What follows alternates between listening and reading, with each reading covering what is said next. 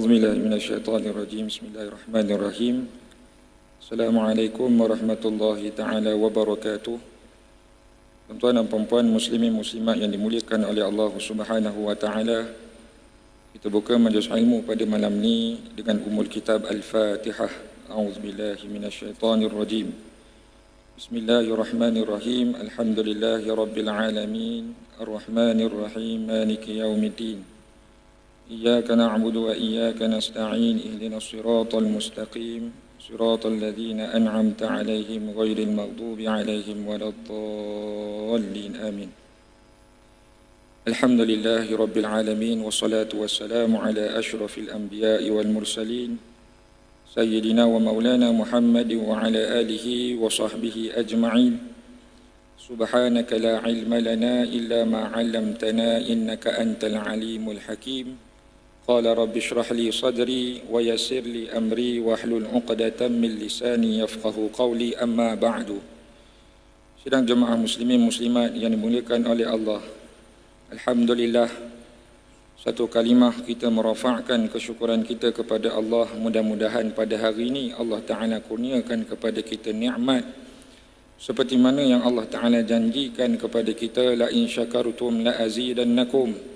Barang siapa di antara kamu bersyukur kepada Allah Subhanahu wa taala, maka Allah Taala akan tambahkan nikmat kepada kamu.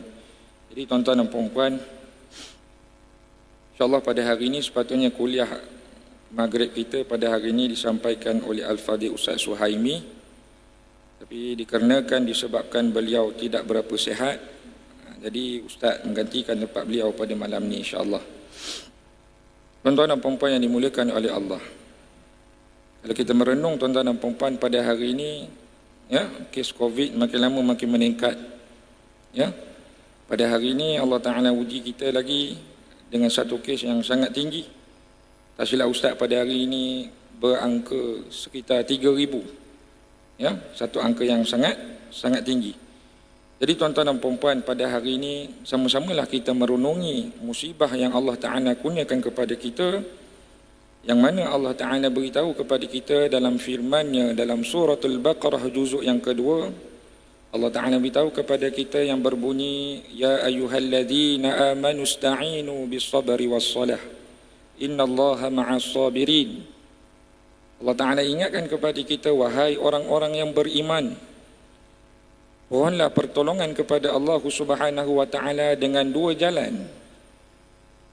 Sekiranya kita ini ditimpa musibah, Allah Ta'ala beri kita ujian, maka dalam tempoh ujian yang Allah Ta'ala berikan kepada kita itu, jangan tinggal dua perkara tuan-tuan dan puan-puan. Yang pertama Allah Ta'ala sebut bis-sabri. Kamu kena sabar. Kamu kena sabar. Ustaz dah setahun dah, nak dekat setahun dah. Nak puasa berganti puasa dah, tak lama lagi bulan 4 kita nak berpuasa. Raya berganti raya dah Ustaz, COVID ni tak selesai lagi. Dan inilah di antara hikmah yang Allah Ta'ala nak uji kepada umat manusia. Bukan Malaysia saja tuan-tuan dan puan-puan, bahkan satu dunia. Berapa tinggi kesabaran kamu terhadap ujian yang Allah Ta'ala berikan. Ada orang tak sabar tuan-tuan dan puan-puan. Tak boleh Ustaz, duduk kat rumah tak reti nak buat apa. Sebab itu ada golongan-golongan yang melanggar peraturan-peraturan yang ditetapkan oleh pihak-pihak kerajaan, melanggar SOP tuan-tuan sekalian. Maka pada waktu itu kamu gagal dalam ujian yang Allah Ta'ala berikan kepada kamu. Tuan-tuan dan puan-puan, 1 tahun adalah satu tempoh yang tidak begitu lama. Kalau kita renung tuan-tuan dan puan-puan, perjuangan Nabi SAW untuk menyebarkan Islam, namanya Muhammad SAW, Allah Ta'ala uji dengan musibah, dengan ujian, bukan 1 tahun lamanya, bahkan bertahun-tahun Allah Ta'ala uji untuk mencapai satu kemenangan, iaitu Islam. Jadi kita pada hari ini Allah Ta'ala nak uji kita supaya kita bersabar. Yang kedua Allah Ta'ala beritahu dalam ayat yang sama, wassalah bis-sabri wassalah. Kamu kena banyak solat tuan-tuan sekalian. Dalam ujian yang Allah Ta'ala berikan pada kita ini, kita kena perbaiki balik kualiti solat kita kepada Allah. Sebab itu mulai pada hari ini, kalau tuan-tuan dan puan-puan tengok, Masjid Bandar Estate akan mengadakan solat hajat tiap-tiap malam. InsyaAllah pada malam ni kita akan buat selepas solat Isya, insyaAllah. Kerana apa? Kerana pertolongan Allah Ta'ala itu tidak sekadar kamu memohon dalam bentuk fizikal, tidak sekadar kamu menjaga SOP. Dalam masa yang sama Allah Ta'ala nak tengok kepada kita sejauh mana pengharapan kita kepada Allah Ta'ala. Tak, SOP kita jaga, tapi SOP dengan Allah Ta'ala macam mana kita tengok balik, tuan-tuan dan puan-puan. Ada orang bila mana diuji dengan COVID, dia kenal erti bertahajud kepada Allah. Ini yang betul. Ada orang kenal COVID ini, dia kenal erti bertaubat kepada Allah. Ini yang kita nak, tuan-tuan dan puan-puan. Jangan jadi manusia yang bila mana Allah Ta'ala uji kamu dengan musibah, kamu bukan dekat dengan Allah, bahkan kamu jauh lagi daripada Allah Subhanahu wa Ta'ala. Dan Allah Ta'ala tutup ayat tersebut dengan satu ungkapan yang sangat cantik, innallaha ma'as sabirin. Sesungguhnya Allah Ta'ala bersama orang-orang yang sabar. Sebab itu tuan-tuan dan puan-puan, kadang-kadang kita nak didik hati kita supaya Allah Ta'ala beritahu kita ini, salah satu ujian COVID yang Allah Ta'ala berikan kepada kita ni, salah satu kita nak mendidik diri kita ini salah satu ujian yang Allah Ta'ala nak uji cinta kita kepada dunia. Ya, kalau kita boleh tengok tuan-tuan dan puan-puan, COVID-19 ini salah satu hikmahnya Allah Ta'ala nak uji kita cinta kepada dunia. Sejauh mana kamu boleh bertahan, tidak boleh pergi shopping contohnya. Sejauh mana kamu boleh bertahan, tidak boleh lepak di kedai makan contohnya. Sejauh mana kamu boleh bertahan, ya, tidak bergaul dengan manusia, cakap merepek-repek. Tak, SOP sekarang ni tak boleh berborak, tak boleh bergaul dengan kawan-kawan, tak boleh bersantai di kedai-kedai. Sejauh mana kamu boleh bertahan dengan mulut kamu itu, dengan nafsu kamu itu. Ini salah satu ujian yang Allah Ta'ala nak didik kepada kita.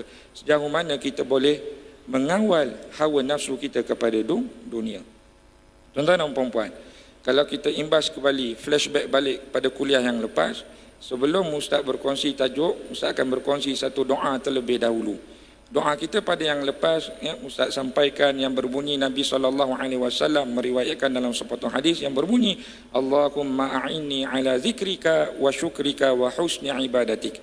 Untuk kuliah pada hari ini, Ustaz akan berkongsi satu doa yang diriwayatkan oleh Nabi SAW, hadis diriwayatkan oleh Imam Ahmad, yang mana Nabi SAW pernah bersabda, ya muqallibal qulub tsabbit qalbi ala dinik wa ala ta'atik. Ini salah satu doa yang biasa orang amalkan. Ini salah satu doa yang biasa orang baca, tuan-tuan sekalian. Yang mana doa ini dalam hadis riwayat Ahmad beritahu kepada kita, inilah lafaz doa keluar daripada mulut Nabi SAW untuk kita amalkan, tuan-tuan dan puan-puan.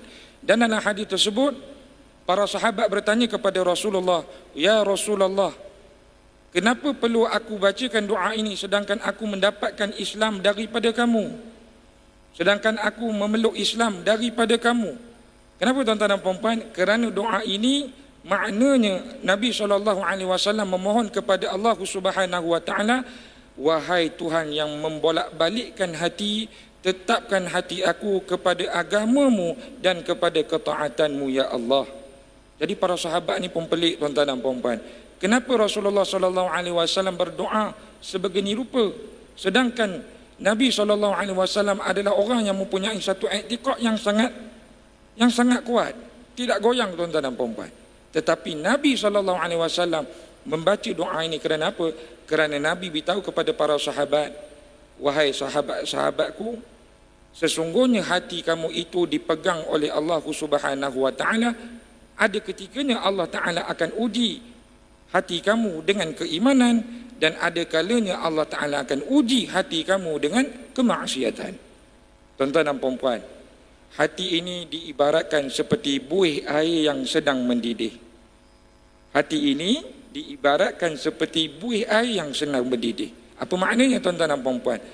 Cepatnya berubah hati kita itu seperti buih air yang sedang mendidih.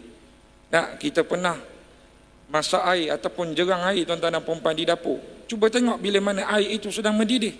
Betul Ustaz, kadang buih itu berada di kanan, tak lama buih itu timbul sebelah kiri pula.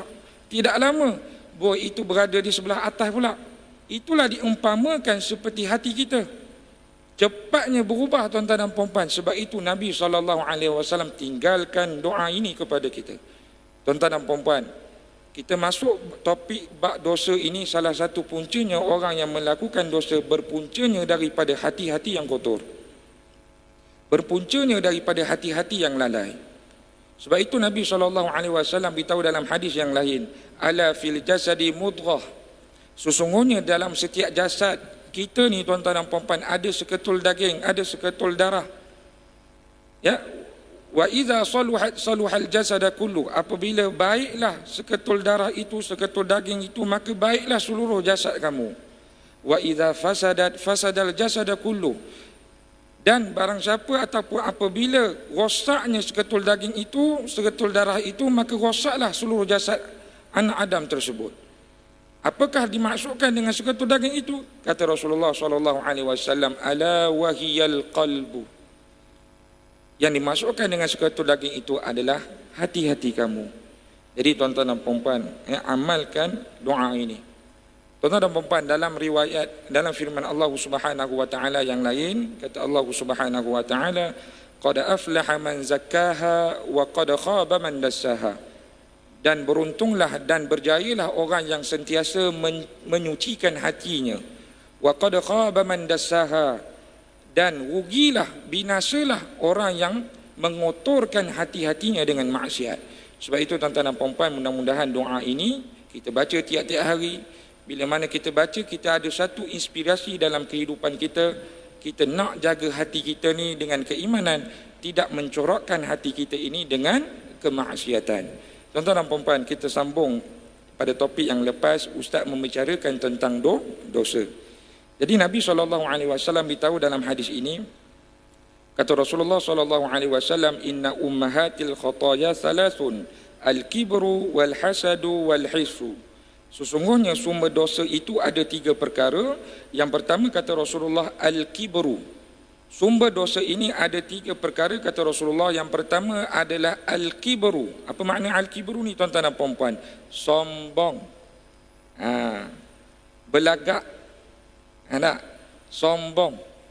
Jadi kata Rasulullah, ini bila mana sifat sombong ini ada di dalam hati dan perwatakan diri kita, maka jalan-jalan untuk melakukan dosa itu sudah terbuka untuk kita lakukan pada hari tersebut. Kerana sifat sombong saja tuan-tuan dan puan-puan. Jadi tuan-tuan dan puan-puan, Nabi SAW tekan kepada kita dalam hadis ini, inna ummahatil kabair. Sesungguhnya sebesar-besar sumber tuan-tuan sekalian, bila mana ada perasaan sombong, maka kamu duduk dalam golongan yang melakukan dosa. Tuan-tuan dan puan-puan, Allah Subhanahu wa taala merakamkan dalam surah Al-Isra. Kata Allah Subhanahu wa taala, jangan sombong hidup dekat dunia ni. Kata Allah taala, wala tamshi fil ardi maraha innaka lan takhriqal arda wa lan tablughal jibala tula. Kata Allah Subhanahu wa taala, wala tamshi fil ardi maraha, jangan kamu berjalan di atas muka bumi ini dengan berlagak sombong. Kenapa tak boleh berlagak sombong? Allah Taala beritahu, innaka lan takhriqal arda. Sehebat mana pun kamu dekat dunia, secerdik mana pun kamu dekat dunia, sekaya mana pun kamu dekat dunia, innaka lan takhriqal arda, kamu tak boleh tembus daripada bumi ini. Hebat mana pun kita tuan-tuan dan puan-puan, besar mana pun kita, kata Allah Ta'ala, kamu tak boleh lawan. Salah satu ciptaan yang Allah Ta'ala ciptakan di atas bumi ini adalah dunia. Walan tablughal jibala tula, dan kamu tidak boleh mencapai tingginya sebuah gunung itu. Panggil orang-orang hebat. Kalau kamu hebat sangat, cuba capai tangan kamu setinggi gunung tersebut. Takkan orang boleh mampu. Sebab itu Allah Ta'ala beri perumpamaan di sini, jangan kamu sombong dengan manusia dan jangan kamu sombong dengan Allah. Kemudian Rasulullah SAW beritahu dalam hadis untuk menguatkan diri kita supaya buanglah sifat sombong kita pada hari ini. Kata Rasulullah SAW, la yadkhulal jannah, tidak akan masuk ke dalam syurga. Bahaya ni tuan-tuan sekalian. Golongan yang Allah Ta'ala tak jemput mereka dalam syurga adalah golongan yang kata Rasulullah SAW, man kana fi qalbihi mithqala dzarratin min kibrin. Golongan yang ada di dalam hatinya sebesar zarah dengan sifat sombong, tidak masuk kamu ke dalam syurga. Sebesar zarah ni macam mana tuan-tuan sekalian? Sebesar zarah ni orang kata tak boleh nampak dengan biji mata. Bukan sebesar gunung, sebesar zarah sahaja. Jadi tuan-tuan dan puan-puan, pada hari ini di antara muhasabah diri, apa yang kita nak bawa, salah satu perubahan dalam tahun 2021 ni tuan-tuan sekalian, kalau aku ada sifat sombong, buang jauh-jauh.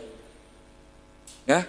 Kalau kita ada sifat belagak, sifat orang kata tinggi diri, tolong buang jauh-jauh tuan-tuan dan puan-puan, kerana kamu akan melakukan salah satu perbuatan namanya dosa dan maksiat. Tuan-tuan dan puan-puan yang dimuliakan oleh Allah Subhanahu wa taala. Salah satu kisah yang Ustaz nak berkongsi, ini pun Ustaz dapat daripada ayah Ustaz. Ya, ayah Ustaz cerita tuan-tuan dan puan-puan, dia terbaca ya, di laman sesawang Facebook ada orang berkongsikan satu cerita yang sangat orang kata boleh mentarbiahkan diri kita ni untuk duduk ke bawah golongan, jangan sombong. Jadi cerita ni tuan-tuan dan puan-puan berlaku di Madinah, Masjidin Nabawi, ataupun orang kenal Masjid Nabawi. Ada seorang tuan-tuan dan puan-puan, orang yang tukang bersih masjid. Biasa kalau kita pernah mengerjakan umrah, biasa kita pernah ziarah di Masjid Nabawi, biasa kalau orang dah habis solat fardu, kita keluar daripada halaman masjid, kita akan nampak orang-orang yang bersih-bersih masjid ni ditunggu depan-depan pintu. Biasanya ada orang keluar, berilah dia sedikit upah, berilah dia sedikit duit. Tapi ada seorang tu tuan-tuan dan puan-puan, dia tunggu juga. Tapi bila mana orang beri mereka itu duit, dia tolak tuan-tuan dan puan-puan. Dia kata tak nak. La ana la urid, dia kata. Saya tak nak. Orang lain semua nak tuan-tuan dan puan-puan, dia tak nak. Ambillah, orang ni kata ambil. Tafadhal. Dia tak nak tuan-tuan dan puan-puan. La ana la urid, saya tak nak. Kenapa tuan-tuan dan puan-puan? Rupa-rupanya bila dia buka mask, orang cuci masjid ni dia pakai pelitup muka, dia buka mask tuan-tuan dan puan-puan, rupanya orang kenal dia tu adalah orang yang kaya di sekitar Madinah tersebut. Orang kaya tuan-tuan dan puan-puan. Orang kaya, dia cuci masjid. Jadi orang tanya, kenapa kamu buat perkara ni? Kenapa kamu cuci masjid sedangkan kamu orang kaya? Dia kata apa tuan-tuan dan puan-puan? Dia kata dia nak turunkan sedikit sifat bangga diri dan takabur bila mana Allah Ta'ala berikan kepada mereka nikmat dunia. Dia nak merasakan macam mana kesusahan orang yang tak ada harta duduk mengerjakan kerja-kerja amal di masjid. Allahu Akbar tuan-tuan dan puan-puan. Satu tarbiyah yang sangat mulia. Kita baru Allah Ta'ala uji, tak dapat satu dunia, dapat 1 ataupun 3% dengan dunia tuan-tuan dan puan-puan. Nak ambil sampah di masjid pun kadang-kadang malas. Nak cuci tandas di masjid pun kadang-kadang malas. Nak susun rehal ataupun Quran di masjid pun kadang-kadang malas. Tak apa, siap ada, biar siap buat kerja. Ini bukan kerja aku. Tingginya kita di hadapan Allah Subhanahu wa taala. Sebab itu pada waktu ini orang kata ilmu ataupun tarbiyah tentang hati, kita tak payah belajar, kita memang kita kena belajar dengan kitab ataupun ilmu dalam masa yang sama untuk menyucikan hati kita ni tuan-tuan dan puan-puan. Sesetengah ulama menyatakan kamu boleh belajar daripada sekeliling kamu. Tengok persekitaran kamu tuan-tuan dan puan-puan. Orang datang ke masjid, kita awal beri salam, Assalamualaikum bang. Walaupun kamu seorang imam ke, walaupun kamu seorang pegawai atasan ke, walaupun kamu seorang profesor madya ke, tapi bila mana kamu memulakan perbuatan tersebut, bukan menandakan kamu ni orang yang level tengah, orang yang level rendah tuan-tuan, tidak. Tapi kamu nak menurunkan ataupun tak nak orang pandang kamu ni salah satu orang yang takabur ataupun sombong.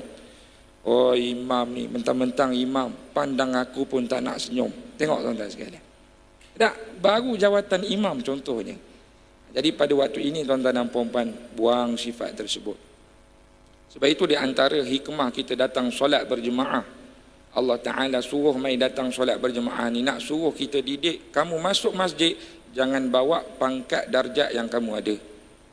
Dah, duduk di belakang imam tuan-tuan dan puan-puan, kamu seorang datuk ke, kamu seorang raja ke, kamu seorang sultan ke, bila mana tok imam beritahu Allahu Akbar, sujudlah kamu depan Allah, kamu kena ikut. Ini menandakan kepada kita untuk mendidik diri kita jangan berlaku sombong. Ya, jadi tuan-tuan dan puan-puan, itu di antara perkara yang kita perlu elak. Kenapa kita tidak boleh berlaku sombong di hadapan manusia maupun Allah Subhanahu wa taala? Kata ulama dalam kitab ini, orang yang berlaku sombong akan ada satu sifat dalam dirinya menolak kebenaran dan meremehkan orang yang di bawahnya. Orang yang sombong ni tuan-tuan dan puan-puan, dia ada satu sifat, dia memandang orang dengan satu pandangan yang remeh. Kau apa je ada, aku sekarang ni orang yang tinggi dekat sini, contoh. Kamu menolakkan kebenaran, contohnya tuan-tuan dan puan-puan, apa makna menolak kebenaran di sini?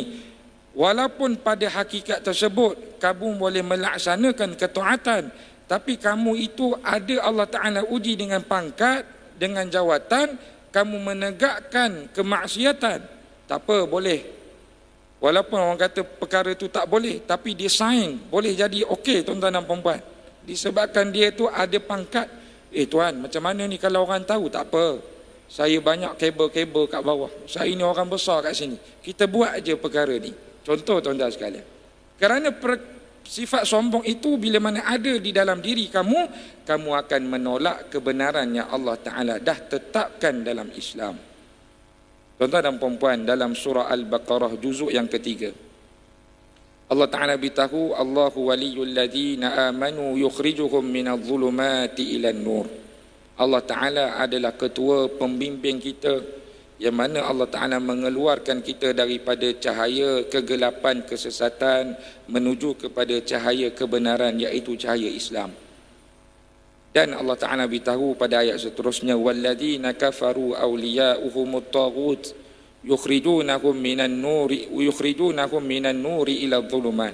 Jaga-jaga, Allah Ta'ala pesan kepada kita, jangan ikut orang kafir, jangan ikut golongan namanya taghut. Kerana apa tuan-tuan dan puan-puan? Kerana golongan ini akan mengeluarkan kamu daripada cahaya Islam. Yukhrijuhum minan nuri ila dhulumat, dan dia akan bawa kamu ni kepada cahaya kegelapan kesesatan. Sebab itu tuan-tuan dan puan-puan, coraklah kehidupan kita dengan corak agama Islam. Jangan kita namanya Islam tapi kita bawa kehidupan keluarga kita dengan corak-corak orang-orang yang tidak Islam. Sebab itu jangan pelik tuan-tuan dan puan-puan, ada orang namanya Muslim tapi pakaian bukan Muslim. Ada orang namanya Muslim tapi percakapannya Masya Allah seperti orang kafir. Fikirannya, namanya seorang Muslim tapi fikirannya seperti orang kafir. Nama seorang Muslim tapi makanan yang dimakan seperti orang kafir. Nama seorang Muslim tapi kehidupan, budaya yang dibawa dalam kehidupannya seperti orang kafir. Pagi tidur tuan-tuan dan puan-puan, malam baru berjaga. Berjaga pula buat maksiat seperti orang kafir tuan-tuan dan puan-puan. Kerana apa? Kerana Allah Ta'ala beritahu dalam ayat tersebut, jaga-jaga kalau kamu bawa corak-corak budaya orang-orang kafir tuan-tuan dan puan-puan dalam kehidupan seharian kamu, tanpa kamu sedar, perkara tersebut kamu telah dikeluarkan daripada cahaya Islam menuju kepada cahaya kesesatan, kegelapan, kejahilan. Jadi tuan-tuan dan puan-puan, itu yang kita tak nak. Tuan-tuan dan puan-puan, kenapa Islam tidak beri kita untuk berlaku sombong? Kerana dengan berlaku sombong ini, salah satu perkara yang paling dikhawatiri, takut oleh Nabi SAW apabila pecahnya perpaduan orang Islam. Sama-sama Islam ni tak boleh nak bersatu. Sama-sama Islam ni tak boleh nak menegur. Sama-sama Islam ni tak boleh nak ajak ke dalam masjid, contoh. Sebabkan apa? Sebabkan ada sifat sombong. Sebab itu tuan-tuan dan puan-puan, dalam salah satu perwatakan Nabi SAW supaya kita ini tidak sombong, kita kena ada satu sifat, iaitu sifat Nabi SAW, iaitu berlapang dada dan pemaaf. Orang yang ada sifat sombong ni, dia tak ada sifat berlapang dada. Orang tegur, dia rasa tak boleh terima. Orang ada buat salah dengan dia, dia rasa tak boleh nak maafkan orang tersebut. Sombong, tuan-tuan dan puan-puan, takabur dalam diri.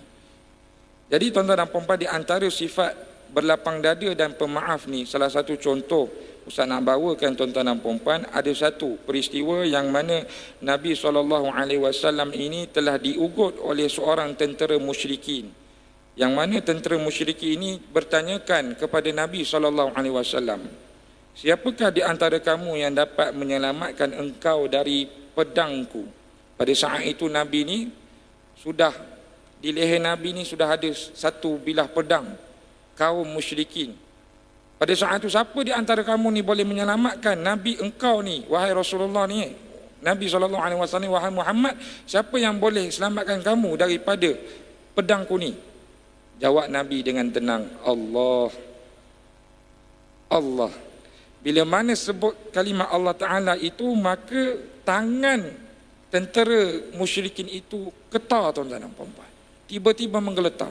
Dan jatuhlah pedang daripada tangan tersebut.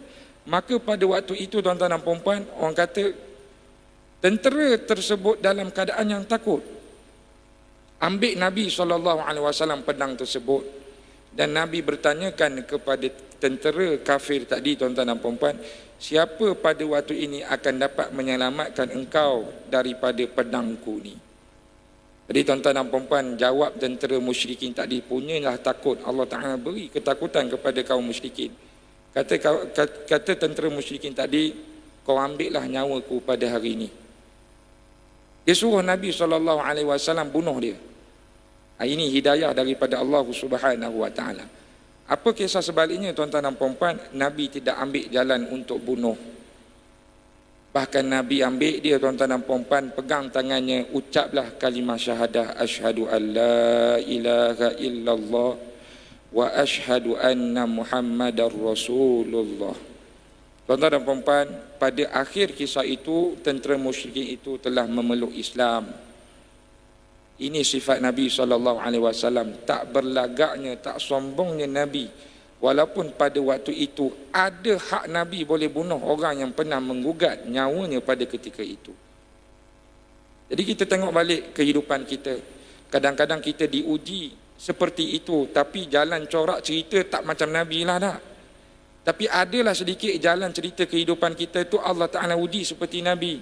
Orang buat jahat dengan kita, orang khianat dengan kita.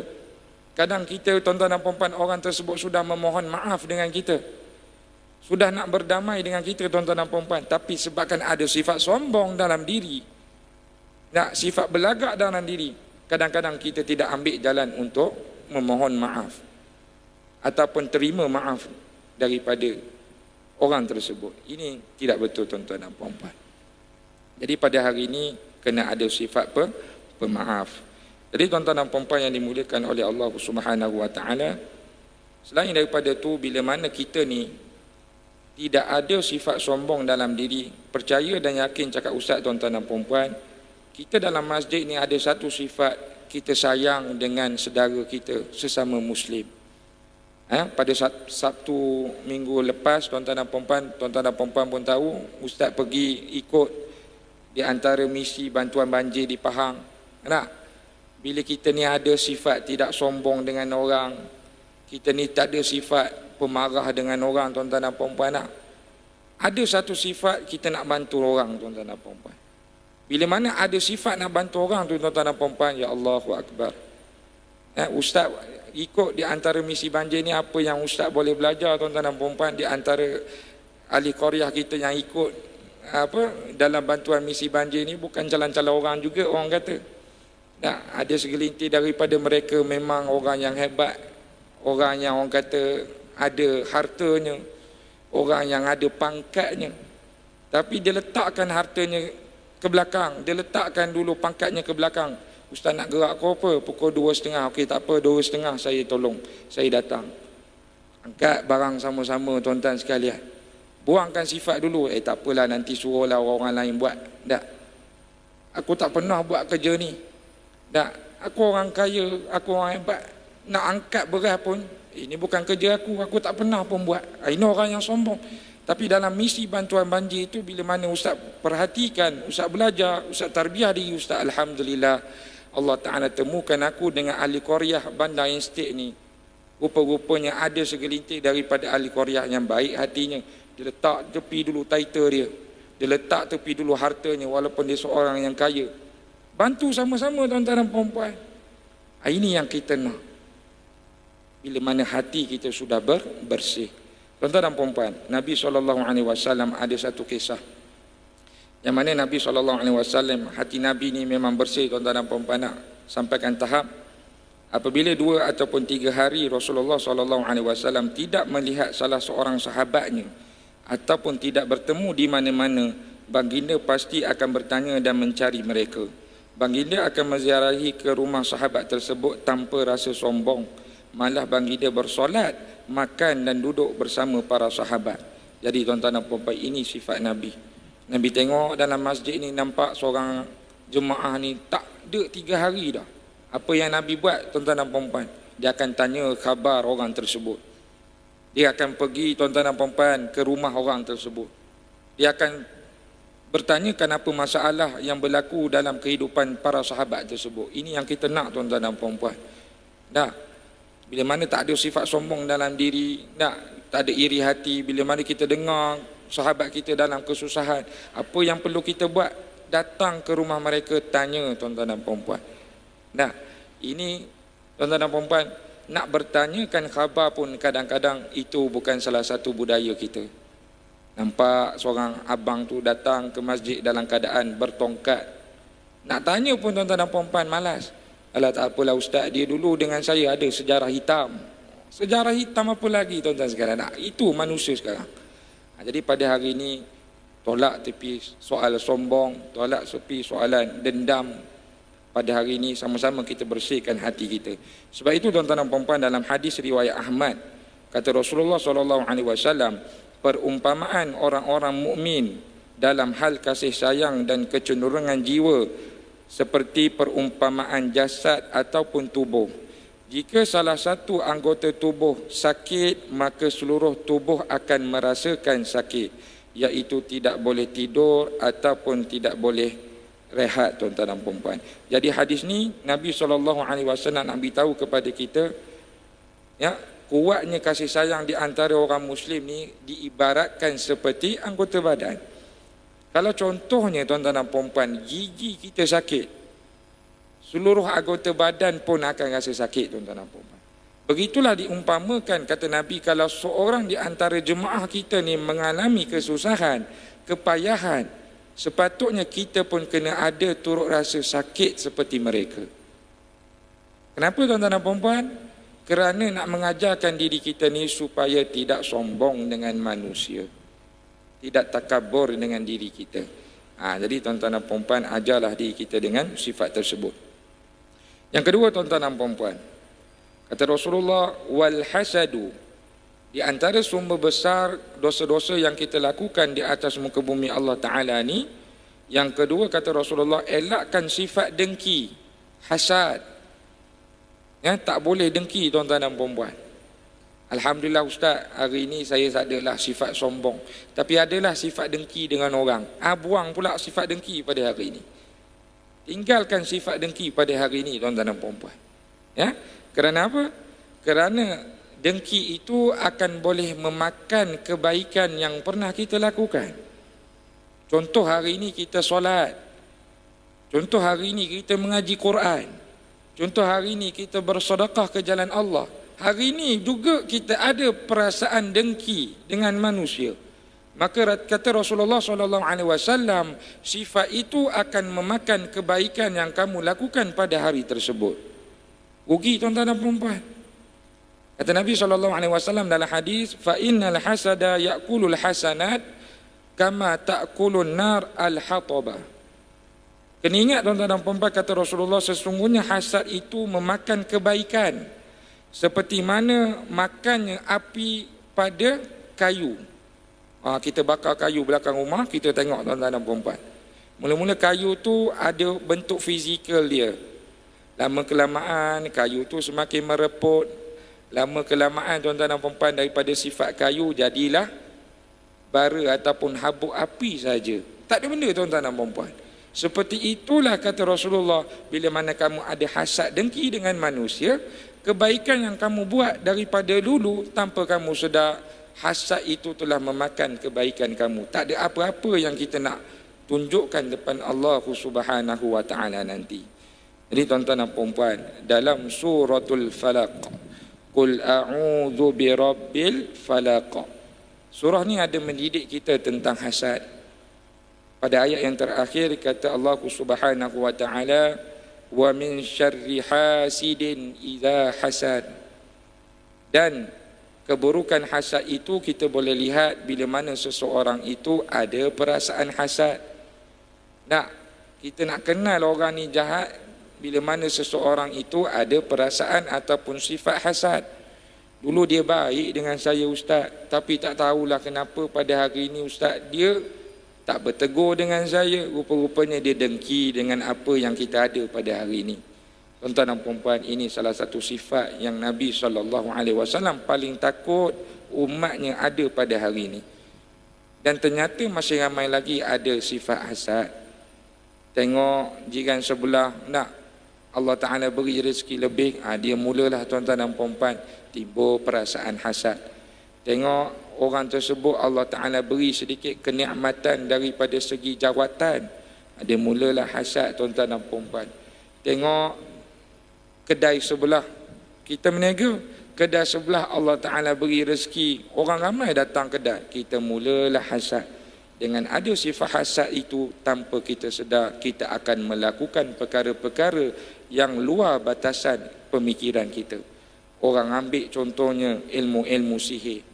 Tok, tolong sihir sikit jiran saya ni, saya dah lama dah pendam marah saya dengan dia. Punya tuan-tuan dan puan-puan. Nak jumpa Tok Momotok, tolong genjir-genjir sikit kedai sebelah ni, tak payah beri orang datang. Contoh tuan-tuan sekalian, Tok, tolong beri sikit ni ubat sikit, saya nak letak dalam air dia biar dia mati cepat. Tuan-tuan dan puan-puan, tanpa kita sedar, bermulanya daripada hasad. Bermulanya daripada hasad. Sebab itu tuan-tuan dan puan-puan yang dimuliakan oleh Allah Subhanahu wa taala, di antara sifat Nabi SAW, Nabi sebelum daripada melelapkan mata, apa yang Nabi buat? Nabi memaafkan orang pada hari tersebut.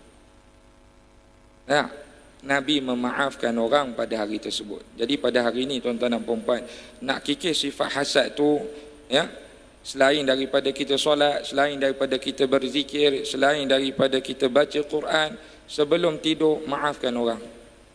Selalu duduk dalam golongan yang positif. Jangan duduk dalam golongan yang negatif. Bila mana duduk di dalam golongan yang negatif, maka akan timbullah satu golongan yang negatif juga bersama dengan kita. Siapa dia? Namanya syaitanir rajim.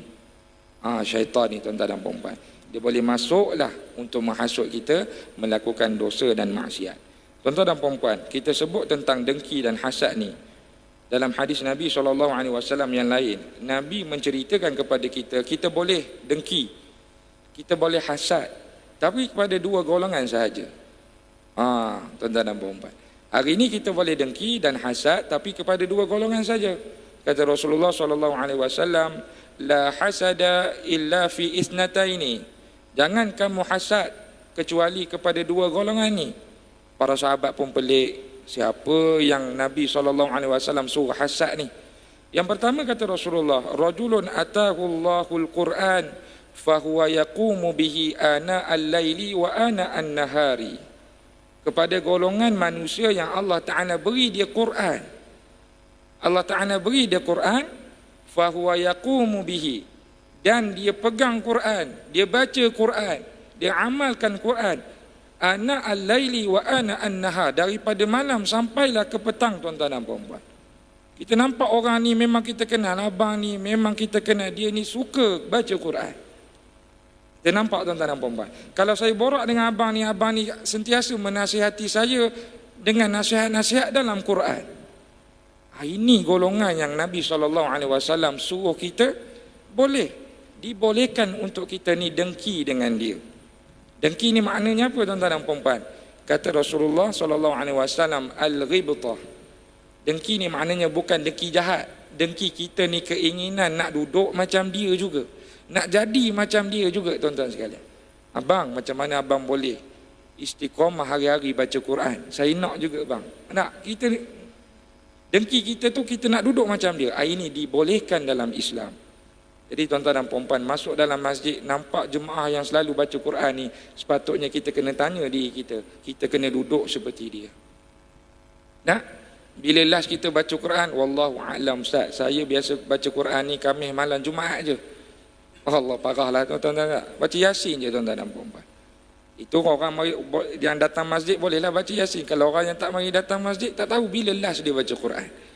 Nak, saya baca Quran dulu masa form 5, form 6 nak ambil ujian periksa baru baca Quran. Allahu akbar.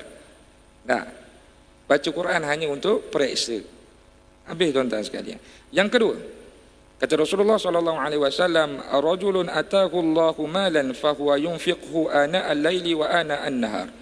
Golongan manusia yang Allah Taala beri dia malan, harta, fa huwa yunfiqhu, dan mereka itu menginfakkan hartanya ana al-laili wa ana an-nahar, daripada malam ke siang hari. Orang yang murah hati infakkan hartanya ke jalan Allah, ini yang kita kena jealous dengan dia. Tuan-tuan dan puan-puan, kadang-kadang dua golongan ni orang tak pandang. Kenapa Nabi SAW suruh kita jealous dengan dua golongan ni? Kerana dua golongan ini sangat istimewa di pandangan Allah Subhanahu wa ta'ala. Itu tuan-tuan sekalian. Nabi SAW tak beri kita jealous dengan golongan yang mendapatkan dunia, tapi Nabi SAW suruh jealous dengan dua golongan ni. Jadi tuan-tuan dan puan-puan, penutup untuk tazkirah ustaz pada malam ni, mudah-mudahan pada hari ini kita solat, selitkanlah dalam doa kita, ya Allah jauhkan aku daripada sifat riak, ya Allah jauhkan aku daripada sifat hasan, ya Allah ya Tuhanku peliharalah keluargaku daripada sifat sombong, peliharalah keluargaku daripada sifat hasad. Tengok tuan-tuan dan puan-puan, apa yang Allah Ta'ala beri kepada kita. Yakin cakap ustaz, mesti Allah Ta'ala corakkan kita dengan satu corak kehidupan Nabi SAW. Jadi setakat itu saja daripada ustaz, ya, sama-samalah kita melayari kehidupan kita ni yang penuh dengan ujian, yang penuh dengan godaan, dengan sifat Nabi SAW. Tuan-tuan dan puan-puan, kalau ada ya pernah membaca satu doa ataupun pernah mendengar yang ustaz baca di setiap lepas ustaz habis solat, Allahumma rzuqna mutaba'atan Nabi Muhammadin sallallahu alaihi wasallam. Ini doa yang kita nak pohon kepada Allah, ya Allah anugerahkanlah kepada aku sifat Nabi sallallahu alaihi wasallam. Apa yang kita nak, awalan wa akhiran, daripada mula hidup Nabi sampai akhir hidup Nabi, kalau boleh selitkan sifat Nabi dalam kehidupan aku. Tak dapat tu tuan-tuan dan puan-puan, wa qawlan wa fi'lan, percakapan Nabi ke, perbuatan Nabi ke tuan-tuan dan puan-puan, wa ibadatan wa amalan salihan, ibadat Nabi ke ataupun amal soleh Nabi, ya Allah anugerahkanlah kepada aku. Jadi tuan-tuan dan puan-puan, insya-Allah kehidupan kita akan diberkati oleh Allah Subhanahu wa taala. Setakat itu saja daripada ustaz. Insya-Allah lepas Isyak kita akan dirikan solat hajat khusus supaya Allah Taala lindungi kita daripada wabak penyakit COVID-19 dan penyakit-penyakit yang lain. Wabillahi taufiq wal hidayah. Wassalamualaikum warahmatullahi taala wabarakatuh. Subhanallah, alhamdulillah, wa la ilaha illallah, Allahu akbar, la haula wa la quwwata